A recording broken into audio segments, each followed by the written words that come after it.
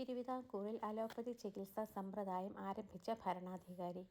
സ്വാതി തിരുനാൾ, ഗൗരി പാർവതിഭായ്, ഗൗരി ലക്ഷ്മിഭായ് ധർമ്മരാജ. ഗൗരി ലക്ഷ്മിഭായ്. വ്യവസായം ഉൾപ്പെടുന്നത് സമ്പദ് വ്യവസ്ഥയിലെ ഏത് മേഖലയിൽ ആണ്?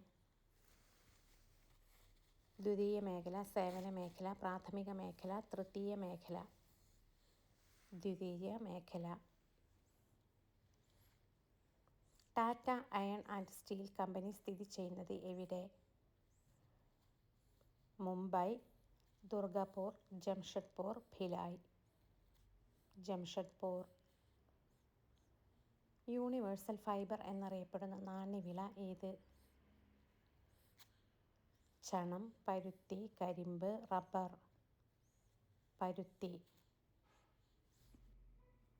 Thanks for watching my dear friends. Please subscribe and share.